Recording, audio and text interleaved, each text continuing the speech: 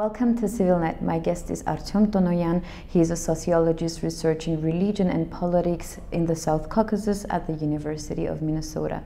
Thank you for joining us, Mr. Tonoyan.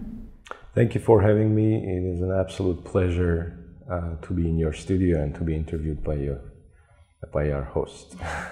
It's a shared pleasure. So let's start talking about the war of the Karabakh War of 2020. So since the end of this war, the threat of a new war from Azerbaijan continues, and skirmishes are taking place in different bordering regions of Armenia, in Syunik, in Ararat, particularly in Yerazh, in Gegharkunik. What is your take? So is the current situation sustainable for Armenia? And do you think Azerbaijan has a firm end goal, or the goal is to continuously prolong an unstable situation? I think we can look at this question in a couple of different ways. I think it is sustainable for Armenia, but how long, it is a matter of opinion. And we can discuss these opinions as well, and so on and so forth.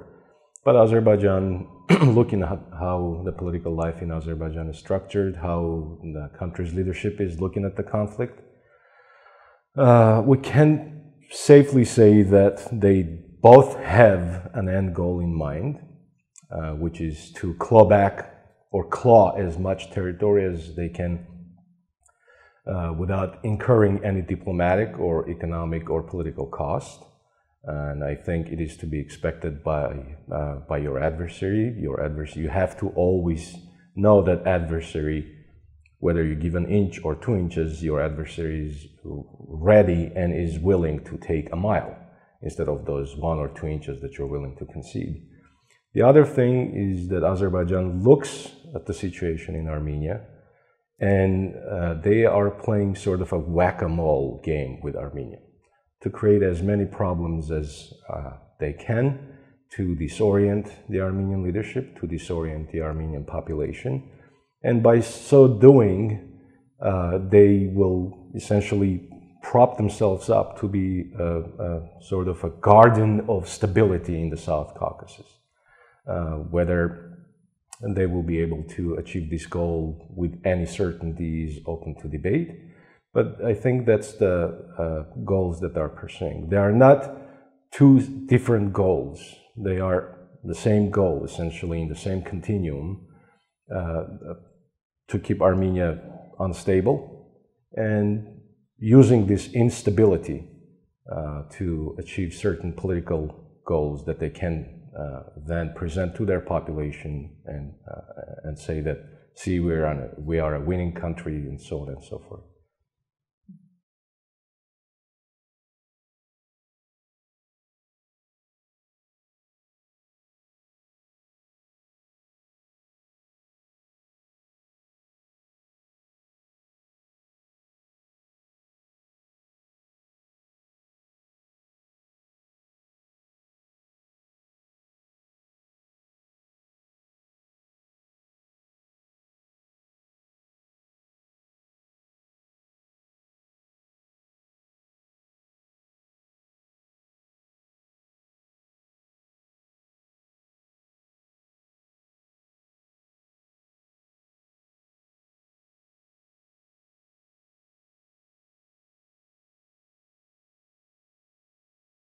I don't want to minimize what Azerbaijan is doing in Yerazh or in Gegharkunik, but I do not think these are as momentous as the Armenian public at large, or even some segments of the Armenian opposition think it is. I don't want to, again, I want to stress that I'm not trying to minimize the situation, because anytime your sovereignty is violated in any shape or form, it is a momentous event. So for Armenia, it is a serious situation, and the situation needs to be addressed seriously. There is no question about that. And it takes the collective will of the Armenian leadership and the collective wisdom of the Armenian leadership to deal with these issues. Now, whether this collective will, and the ability of the Armenian government, do they match? It is again open to debate, and we can go down that road again. But the situation remains tense, the situation remains unpredictable at this point because of a number of issues. And Nikol Pashinyan, whether he's succeeding or not, is trying to make the situation more or less predictable by introducing to the Armenian borders, or proposing to introduce to the Armenian borders, a force that will bring some sort of stability and predictability with it. So whether now, the other question that is very interesting and that needs to be asked, whether Nikol Pashinyan, when he made this proposal to introduce the Russian border guards on Armenia's easterly border with Azerbaijan, whether he in fact talked to his Russian counterparts, or whether his team talked to their counterparts in Russia and made this proposal, or whether Russia was caught off guard on this situation, because you can propose anything you want. You can propose to station, I don't know, the troops from Guyana on Armenia's borders without having asked the Guyanese government. But so that's another question that needs to be answered, and another question that needs to be dealt with. Can you repeat the second part of the question? And so I was wondering how would Armenia evolve in the future, knowing that Russia might respond positively to the demand or the proposal of Armenia, proposition of Armenia? How would the situation evolve in the country? How the situation will evolve in the country. There is, again, you will have a segment of the population that will absolutely welcome the stationing of the Russian troops on the border with Azerbaijan. And that segment of the population will be the population that is actually dealing with these issues, or has to deal with these issues. Because as the situation is, it has become really difficult to carry out agricultural work, and we have instances of livestock being either stolen or they have crossed the borders without proper passports, and they have never come back. So the population directly that is affected by these border developments, they will probably, I would say most likely, welcome the deployment of these troops. Now, you will have other parts of the population that may not look at this as something of a positive development, and you will have, again, segments of the opposition that will not be welcoming this development, especially those they think that the introduction of the Russian troops on this border will ever so lessen Armenia's sovereignty and Armenian agency in its foreign political objectives. And you may also have part of the population that will say, well, it is what it is, we have to deal with this right now. Our agency has been taken away from us by a combination of nefarious forces, be these the Western negligence of what happened to Armenia, or whether Russian proactive pursuit of its objectives in the South Caucasus. So you will have different segments of the population welcoming or rejecting these proposals. But what will it do to Armenia's long-term foreign policy objectives is really difficult to say. On one hand, the deployment of the Russian troops is a sign of Armenia's dependency and Armenia's valuing of Russian presence here. So in one way you can look at this and say, so Armenia's relations with Russia are not that bad, are not going down the tube, so to speak, and Armenia's relation with Russia is deepening, because more troops means more sort of more financial issues, more stability, more peace, and so on and so forth. But on the other hand, when you have your borders practically on all sides being defended by a foreign power, it is actually your border, or it is that foreign power's border, right? So the only border that is not being defended by Russia at this point, if this proposal becomes a reality, is the border with Georgia. And so, I mean, is this now Russia's border, or is this Armenia's border? Is this a situation where Armenia is losing the thread, losing its sovereignty and becoming, without, I'm not trying to offend the Abkhazians, but is Armenia becoming Abkhazia of sorts without the access to the sea and cheap mandarins? But is this a situation? So it is a very complex situation, really, and it is not an enviable situation. It is not an enviable situation for a leadership of any country to be in, and given the current political situation in Armenia, it is not an enviable situation for Nikol Pashinyan and his government. But I am a glass half full person. I think this situation may stabilize if the Russians are stationed there. But at the same time, Armenia has a lot to think about, and the Armenian leadership have a lot to think about in terms of short-term, mid-term, long-term consequences of this type of military deployment. So now the focus is mainly on Armenia and on its borders, but the key point of the conflict is Artsakh. It's still Karabakh. So you are coming to us from Artsakh. You went there recently.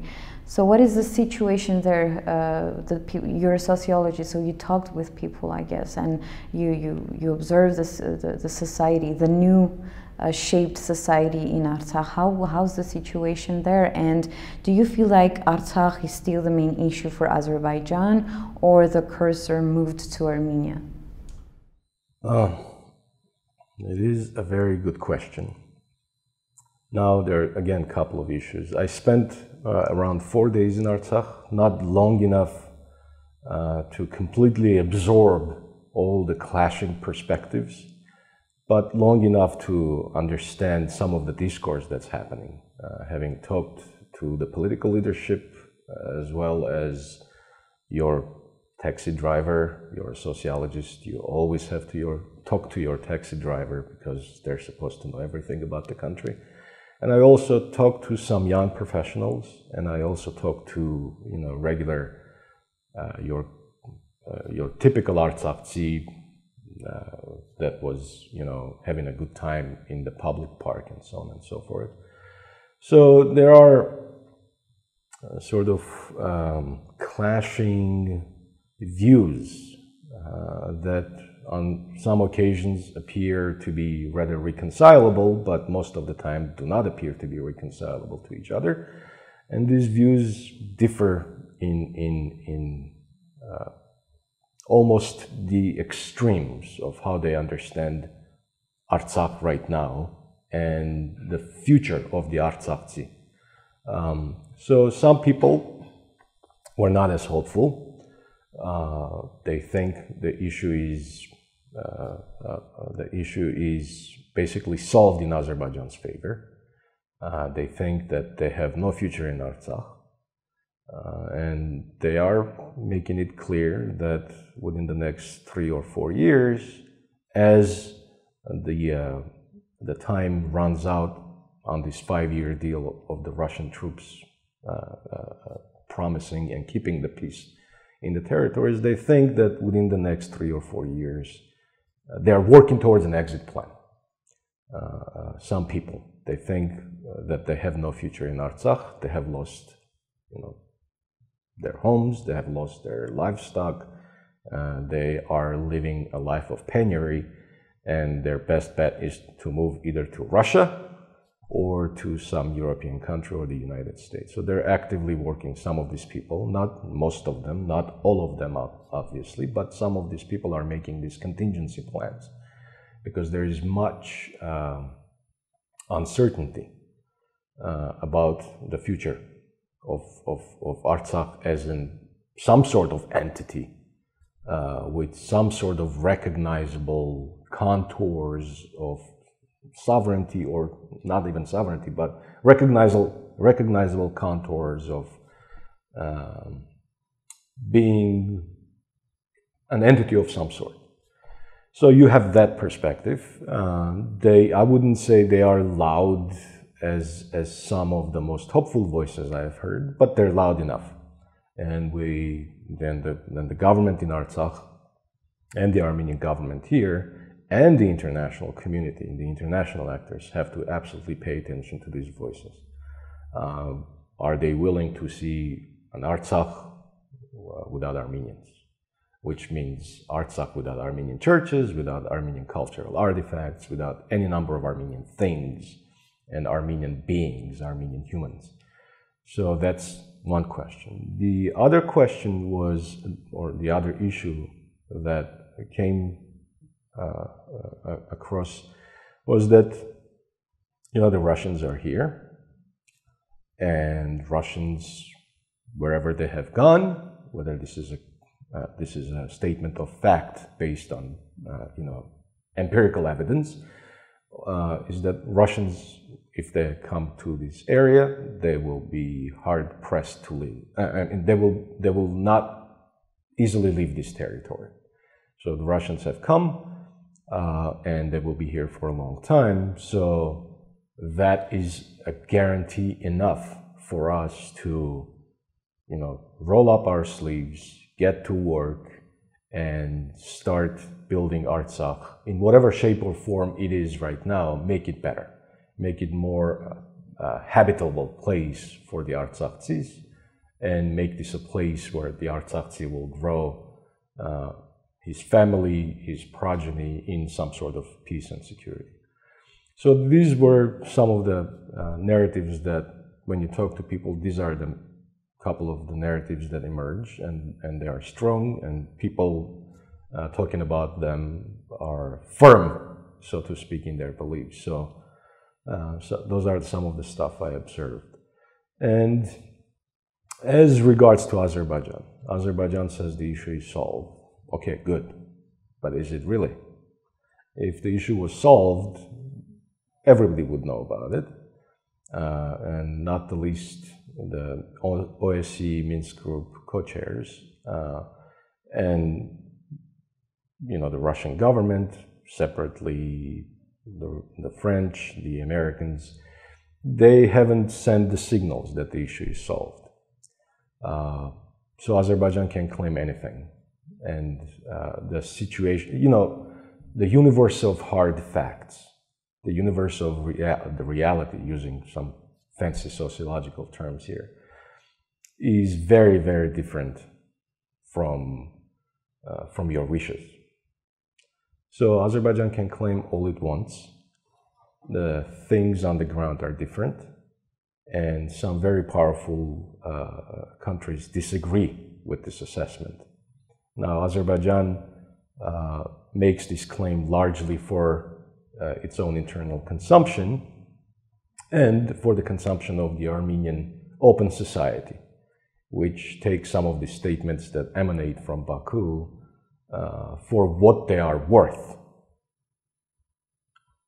making Aliyev's wishes into some sort of reality on the ground, which cannot be any more different than they are. So, as regards to Armenia, it is a question I haven't thought that much about, because in terms of the conflict, I don't think the conflict will actually become about Armenia itself. And one of the reasons I think the international community has shown some resolve that it didn't during the Nagorno-Karabakh conflict.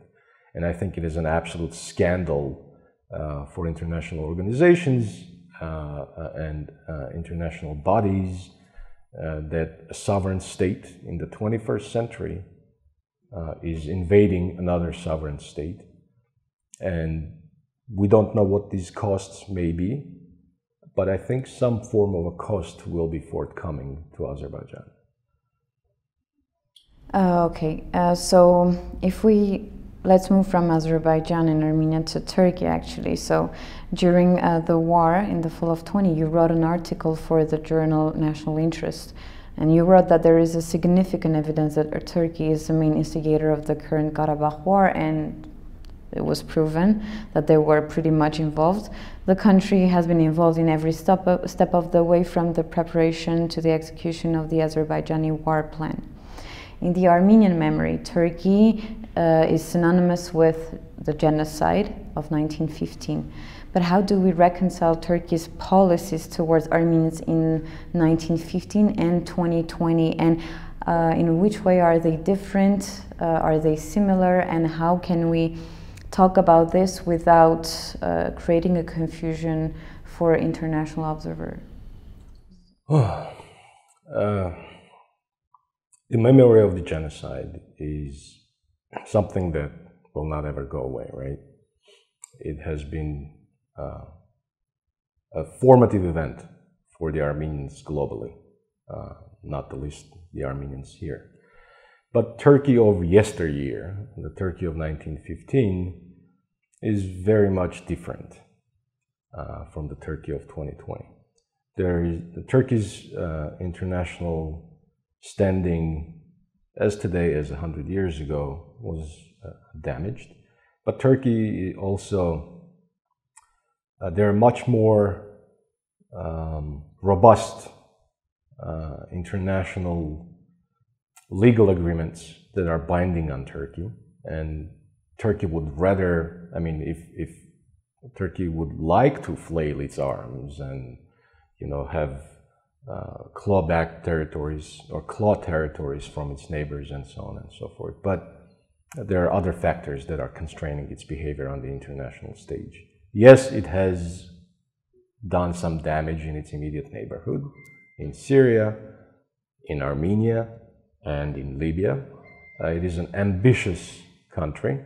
It is a country with an imperial past, with an imperial memory, upon which it would like, under the government of Erdogan, act on these impulses of this previous imperial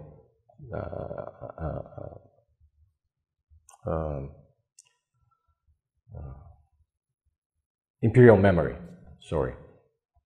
Yes, Turkey is this entity. But at the same time, the Turkish imagination of the Armenians hasn't changed much. I mean, within some circles it has. Within, you know, if you go probably to the top universities in Turkey and go to the faculty lounge, where you have these super liberal elite professors who imagine Armenians differently. The imaginaire of the Armenians is very different in the faculty club of the Istanbul University, for instance. But if you go to the Turkish hinterland or the Turkish heartland, the imagination about the Armenians differs. The Armenians are much more, you know, in boxed stereotypes. And so now what image of the Armenians takes precedence in the Turkish political imagination, we can guess. And we can have a good guess about it because of the empirical evidence, how Turkey acted towards the Armenians and how Turkish government-owned or beholden to the government news agencies, newspapers, publications present the Armenians to the Turkish public. So yes, there are different dynamics. Yes, there are different political imaginaires, but at the same time, it is very hard to sort of not to confuse the foreign observer, because these issues have not been resolved, and they are like clashing waves in an ocean. One moment they're separate entities, and then they clash together, come together, and present an image that has always been present there. So it's very, very difficult to sort of disentangle the current Turkish political posturing towards Armenia and Armenians from its historic experience with the Armenians. And I don't think I'm your man that would be able to disentangle these two. And so last question, which is, you're gonna tell me that that's a tough one too, and you might not be the man either for this one, but Anyways, I'm going to ask you this question. So, do you think that there is a possibility that a new large-scale war starts, but this time within the sovereign territory of Armenia? I don't think so. I'm much more hopeful about it. I mean, you can never discount. Any analyst or any scholar or any person from the street worth its salt will have run some scenarios, right? But if you start looking at the rhetoric coming from capitals that matter, I don't think large-scale war is possible because, unlike with the conflict in Nagorno-Karabakh, I think the international organizations, they are much more concerned because, again, like I said previously in the interview, it is an absolute scandal that in the 21st century, a country that is a member of European, intergovernmental bodies invades the territory of another without imposing a cost. I mean, we can talk about the power of the caviar diplomacy, the money that the oil brings and the gas industry and so on and so forth. But at the same time, it is a matter of sort of prestige for international organizations to actually step up and do something. Now, having said that, as an Armenian, we have a bitter experience with international organizations not speaking out when it matters most, whether it be independent human rights organizations, which fared rather badly during the conflict in Nagorno-Karabakh. But at the same time, I think I'm much more hopeful in terms of international organizations actually putting the brakes, putting the stop to Azerbaijan's behavior. Maybe I am being more hopeful than I should, but I think that position holds. And if the war was to break out, I think it would have broken out already. But I don't think it is in the best interests of even Russia or France or the United States or any number of countries that have some sort of weight behind their words to allow something like that to happen. But at the same time, don't you think that Turkey's voice is pretty heavy in this case? Because France has been pointing fingers in direction of Turkey, but nothing helped or nothing happened. Turkey in the end did whatever Turkey wanted. So do you really think that the Turkey factor is not enough? It can be enough. Turkey is a spoiler in the neighborhood policy, neighborhood politics. Like in that national interest article you talk about, I think this war would have never happened, or the scale of the war that we witnessed would have never happened if Turkey hadn't put its finger on the scales, if it hadn't put its military and political might behind Azerbaijan. Azerbaijan would be able to absolutely, I mean, they have some sophisticated weaponry, would be able to achieve certain goals, but not to the degree that they were able to achieve. But at the same time, I think some Western governments are becoming increasingly tired of Turkish behavior, a bull in a china shop. And I think the more instability Turkey creates on its borders, this instability will have repercussions in Europe. And I think they're realizing in those capitals, in Brussels and in Paris, in the United States, that some form of strictures need to be applied to Turkey. Now, we want these strictures, we want these constraints as Armenians who have this existential fear of Turkey. We would like to see these constraints applied robustly, applied in a timely fashion as we perceive time to be. But international diplomacy has its own timetable. it moves slower than we think. So I think that issue, I mean, I'm not trying to discount. The possibility is always there, but I am much more hopeful. I don't have, you know, a magical device to stop some sort of nefarious development from happening, but sort of looking at the situation, trying to read the situation, I have come to that conclusion that yes, it's possible, everything is possible, but at this point, I don't think it will happen. And I think, in large part, let's also talk about the fact that we have a popular mandated government, and they will have their work cut out for them, and it's time for them to call upon the entire arsenal of Armenian diplomacy, and and try to counter these aggressive moves by Azerbaijan. Not necessarily by being the peacenik in the room. By being a peacenik in the room, you may not achieve all the goals that you desire, but at the same time, you have to be robust in your answer. Now, robustness can take different shapes and forms, from military to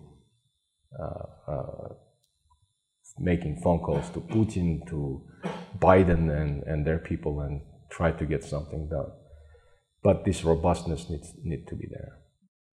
Well, thank you very much, Mr. Tonoyan, for this talk. My pleasure, and thank you for having me. Thank you. Thank you for watching, and continue to follow CivilNet.